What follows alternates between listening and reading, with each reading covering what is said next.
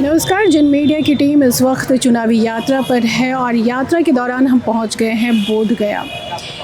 गया की यात्रा करते हुए बोध गया पहुंचना हमारे लिए इतना आसान नहीं था। इस तपती धूप में कैमरे के पीछे सोनू कुमार हैं और हमारे साथ दो वरिष्ठ पत्रकार प्रणव कुमार चौधरी और कमलेश जी मौजूद हैं। और हमने अलग अलग गांव में जाके, गया के कई गांव में जाके, जो बोध गया के भी कई गांव हैं, वहाँ भी हमने जाकर लोगों से जानने की कोशिश की कि यहाँ का माहौल क्या है और किस तरह की समस्या से वो जूझ रहे हैं, उनकी शिकायतें क्या हैं और आने वाले नेताओं से उनकी क्या मांगे हैं और फिर किन मांगों के साथ उन्होंने अपने नेता को जिताया, सांसद में भेजा और उस सांसद ने उनकी मांग को कितनी पूरी की है, ये भी जानने की कोशिश की।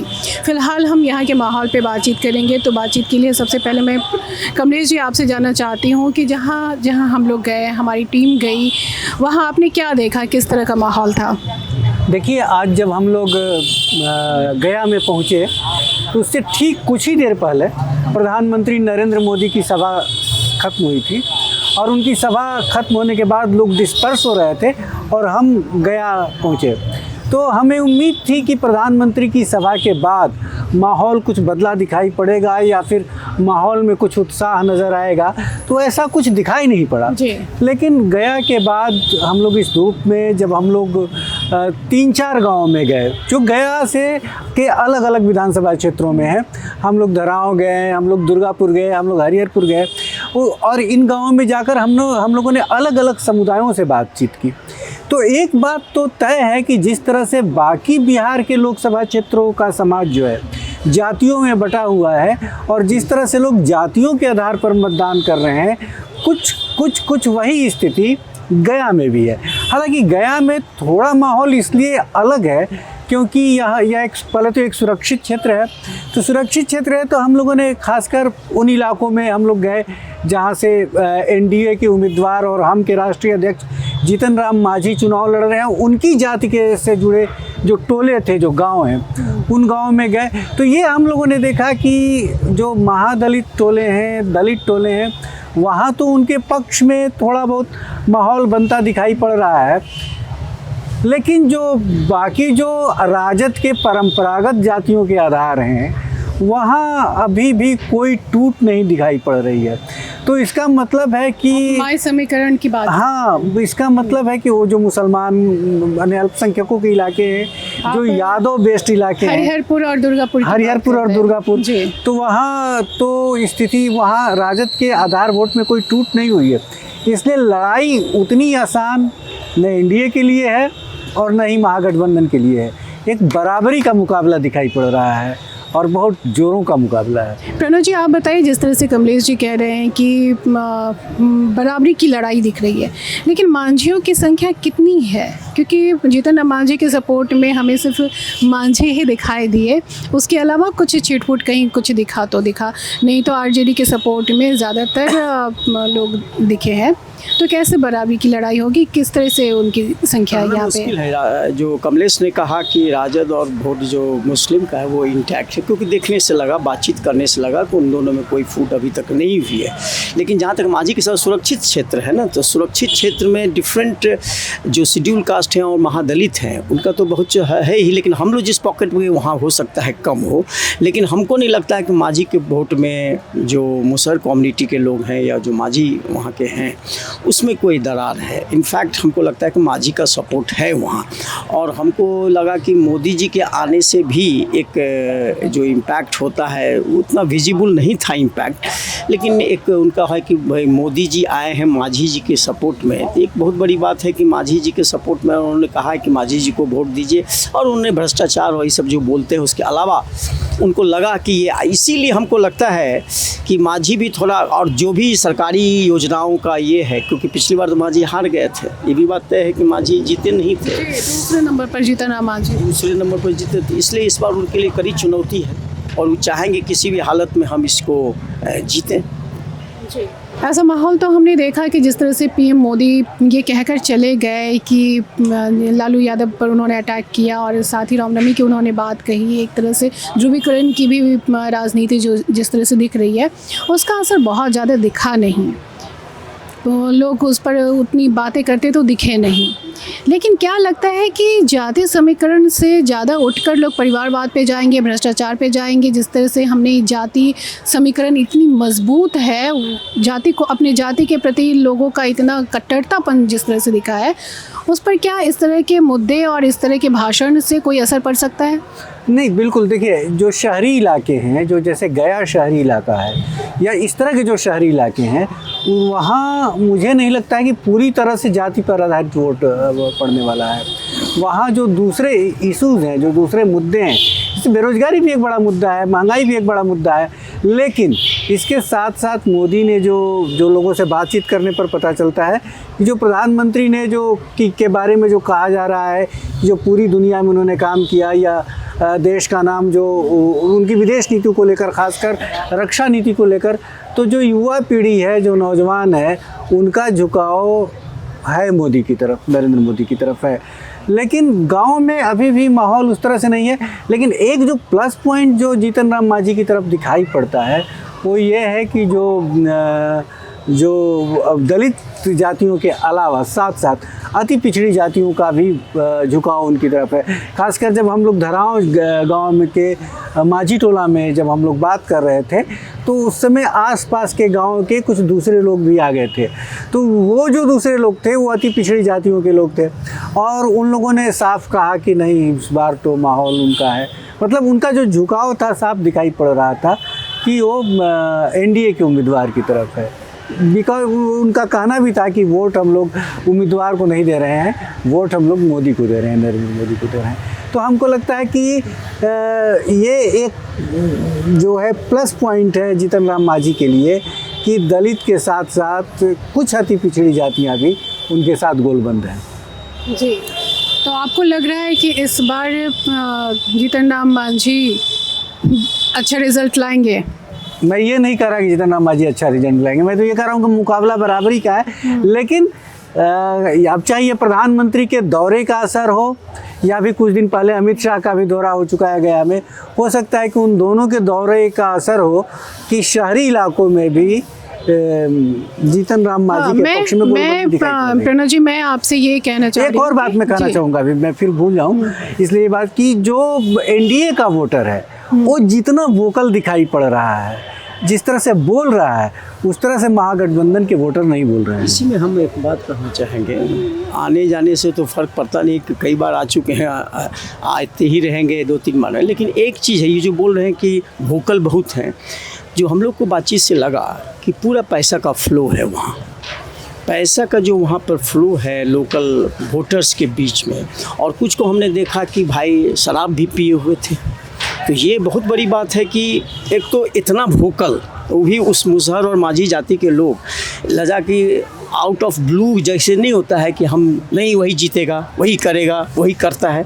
तो बेसिकली एक पूरा पैसा का शो उस गया के कॉन्स्टिट्यूंसी में गया है, एक सर्टेन वोटर्स के प्रति जो उसके साथ हैं, और उसके साथ साथ और भी चीज़ें लाभार्थियों गई होंगी, हमको लगता है। हमें इसका प्रमाण तो नहीं मिला, लेकिन कैसे मिला? इसका प्रमाण मिलता है। एक अंदाज़ा से आप कह रहे हैं कि पैसे का असर दिख रहा है, लेकिन हमें प्रमाण इस बात की मिली है कि वहाँ पर लोग शराब के नशे में थे, कुछ लोग। कर रहा हूँ जी, प्रमाण क्या है? हम देख रहे हैं शराब के नशे में, हमने 4 आदमी से बात किया, 10 आदमी से बात किया, आपस में लोग बात भी करे, तो हमको लगा कि वो लोग सचमुच कुछ मिला है। ये बात पिछले भी बार आई है, कल परसों ये बात आई है कि उन लोगों ने पैसा नहीं दिया था कुछ लोगों को, जिसके कारण कह रहे थे कि हमको नहीं मिला। और हमको आने जाने में जो रैली हो रही थी अभी इस बीच में, उसमें आने जाने वाले लोग कंप्लेन कर रहे थे, जो कि हमको प्रॉमिस किया गया था उतना पैसा नहीं मिला, फिर हम घर कैसे जाएंगे, हमारे लिए सवारी नहीं है। तो बेसिकली वो सारा चीज़ अकाउंट में होगा। जीतना हारना की मैं बात नहीं कर रहा हूँ, हो सकता है किसी दूसरे पॉकेट में दूसरे गठबंधन के लिए हो। जहाँ तक कमलेश जी ने आप विकास की बात कही, तो मैं उसमें ये कहना चाहूँगी कि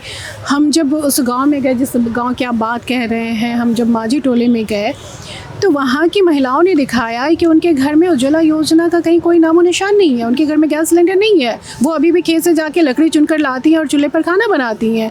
उनके घर की स्थिति बहुत ख़राब है। और नीतीश कुमार का जो महत्वाकांक्षी योजना है, हर घर नल का जल, ये योजना भी, इस योजना की भी ज़मीनी हकीकत क्या है वो भी हमने उसमें बताने की कोशिश की है कि 200, 150, 200 घर है, उस पर एक नल, वो भी उसका भी वो टूटा हुआ, हमेशा पानी गिरते रहता है, उसमें भी कब पानी आएगा उसका कोई ठिकाना नहीं है। चापाकल, इतने 150-200 घरों पर एक चापाकल है जिसमें 5 साल से पानी नहीं आ रहा है। तो लेकिन इस अब विकास की बात कह रहे हैं, ये सारी योजनाओं की ये ज़मीनी हकीकत क्या है वो हमने देखा, उसका प्रमाण देखा हमने, लेकिन फिर भी वो महिलाएं कह रही हैं कि हम तो मांझी जी को जिताएंगे। क्यों सीधा बात है, इसमें कोई ये जातीय समीकरण, मैं जो ये कह रही हूँ कि ये सारे जो मुद्दे हैं, भ्रष्टाचार के मुद्दे, ये परिवारवाद के मुद्दे जो है, वो जातीय समीकरण को नहीं कमज़ोर कर सकता। वो तो नहीं कर रहे हैं। और सबसे बड़े थे प्रीति, हम लोग अभी हाल ही के दिनों में नवादा गए थे, सेम स्टोरी, चाहे उज्ज्वला योजना हो, चाहे पानी का सवाल हो, नल जल योजना हो, चापाकल का मामला हो, किसानों की समस्या हो, बगल का गांव है, विधवा महिलाओं की समस्या हाँ, हो। समस्या सेम, विधवा का समस्या हो, वहाँ का पैसे लाभार्थी का समस्या हो, आंगनबाड़ी की समस्या हो। तो जब हम लोग दूसरे कॉन्स्टिट्यूंसी में गए थे 2-3 दिन पहले, सेम स्टोरी यहाँ भी रिपीट। वो उतना ज़्यादा नहीं रिजर्व कॉन्स्टिट्यूंसी था, वो तो नॉर्मल कॉन्स्टिट्यूंसी है, यहाँ तो रिजर्व कॉन्स्टिट्यूंसी है। खास करके यहाँ तो और ज़्यादा मिलना चाहिए, क्योंकि ये लोग बहुत गरीब तबके के लोग हैं, महादलित, मुसहर हैं। तो इस तरह का सिचुएशन बिहार में हर जगह में। तो ये टॉल क्लेम जो कहते हैं रूलिंग पार्टी के लोग, जो नीतीश कुमार कह रहे थे कि हमारे हर घर में है, कुछ घर में होगा, हम नहीं डिनाई कर सकते हैं, लेकिन जहाँ जहाँ हम लोग गए, और वो भी weaker section of the society के पास गए, वहाँ ऐसी कोई सुविधा जहाँ ज़रूरत है वहाँ नहीं गए, वहाँ बिल्कुल भी नहीं गई। यही मैं कहना चाहता हूँ। कमलेश जी, आप कुछ कहना चाहते मैं ये कह रहा था कि जैसे आपने दिखाया, जो दिखाई पड़ रहा था, नल से जल नहीं आ रहा है, या जो दुर्व्यवस्था है, सड़क बहुत ख़राब थी जिस गांव में हम लोग गए, लेकिन एक और चीज़ दिखाई पड़ रही थी, उस पूरे टोले में सिर्फ भगवा झंडा दिखाई पड़ रहा था।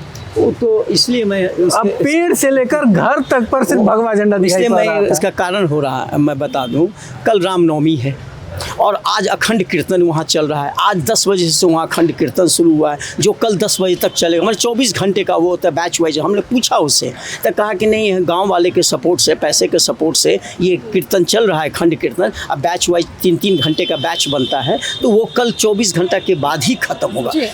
आप दोनों से एक आखिरी सवाल है कि जीतन राम मांझी को तो सभी जानते हैं, वो बिहार सरकार में रहे, पूर्व मुख्यमंत्री रह चुके हैं, मंत्री रह चुके हैं, लेकिन आरजेडी के जो कैंडिडेट हैं उनकी राजनीतिक हैसियत क्या है? अभी वो विधायक हैं आरजेडी के, बोधगया सुरक्षित विधानसभा क्षेत्र से विधायक हैं, मंत्री थे। हाँ, कृषि मंत्री थे और पढ़े लिखे आदमी हैं। सुधाकर सिंह के रिजाइन करने के बाद वो कृषि मंत्री बने, और कृषि मंत्री बने, बड़े पढ़े लिखे आदमी हैं। इन्हीं के पिताजी थे जो कि उनसे हारे, उनका एक फैमिली लिगेसी भी है। और डॉक्टर कुमार सर्वजीत जो है वो सीरियस टाइप के आदमी हैं, काम करते हैं और काम में विश्वास रखते हैं। हमको लगता है कि सीरियस कैंडिडेट हैं, उनका चांसेस को ऐसे हम रूल आउट नहीं कर सकते हैं। हमने तुलना नहीं की किसी, वो अच्छे हैं वो खराब हैं, लेकिन सर्वजीत ऐसा नहीं कि नहीं जानते हैं लोग, जानते हैं लोग। नहीं, आप देखिए हरिहरपुर गांव में जो हम लोग गए थे, तो वहाँ एक आदमी से हम लोगों ने बात की, तो कह रहा था कि हम राजद को वोट देंगे।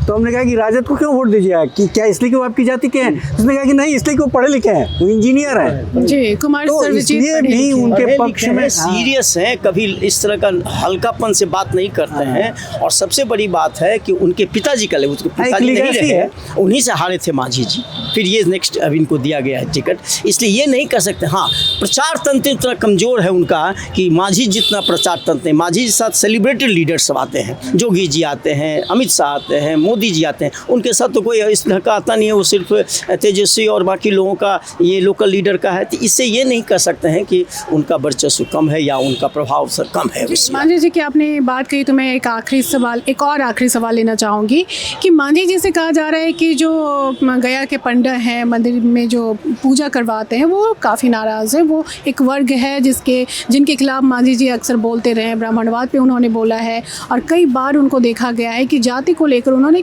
कुछ ऐसे बयान दिए हैं जो सवर्ण जाति के लोगों को अच्छे नहीं लगे, तो वो उनके मांझी जी से नाराज़ हैं। हमको लगता है कि ये बातें इसलिए भी ज़्यादा ये नहीं है क्योंकि हाल ही में देखी होगी, उन्होंने कहा था जब वो दूसरे गठबंधन में थे, तब उनसे पहले कहा था राम एक काल्पनिक है, राम जो है वो काल्पनिक है, राम रियल नहीं हो सकता। आज से कुछ ही महीने पहले की बात है।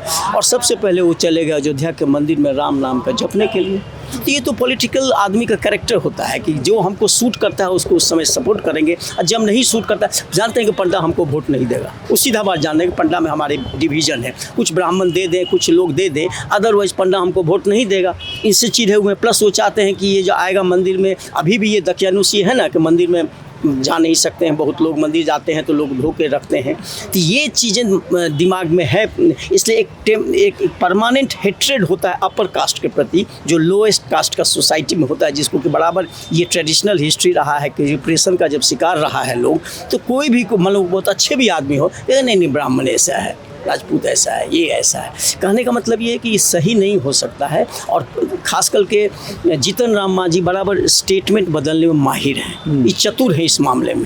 इसलिए आप कुछ मैं ये कह रहा था कि वो जिस पक्ष में रहते हैं उस पक्ष की तरह वो बोलते हैं। लेकिन मैं एक बात जो चीज़ मुझे हैरत में डाल रही है, लगातार नवादा भी गए हम लोग, गया भी आए, हैरत में जो चीज़ डाल रही वो ये कि कल भर सिर्फ प्रचार होना है, कल शाम में प्रचार पहले चरण का बंद हो जाएगा, और कल भी प्रचार क्या होगा, कल रामनवमी का त्यौहार है इसलिए प्रचार उस तरह से हो नहीं पाएगा।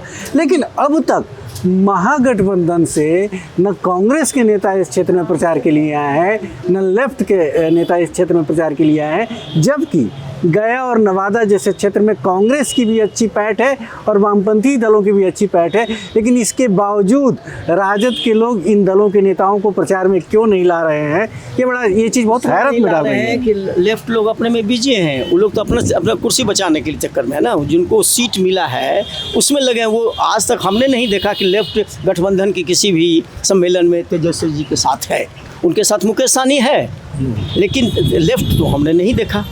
तो वही बात कि प्रचार के लिए अब तक ना लेफ्ट का कोई नेता उनके साथ जा रहा है, ना कांग्रेस का कोई नेता जा रहा है। तो अब ये हैरत में ये बात डालती है। बहरहाल आज की बातचीत को हम समाप्त करते हैं। आप दोनों का बहुत बहुत शुक्रिया।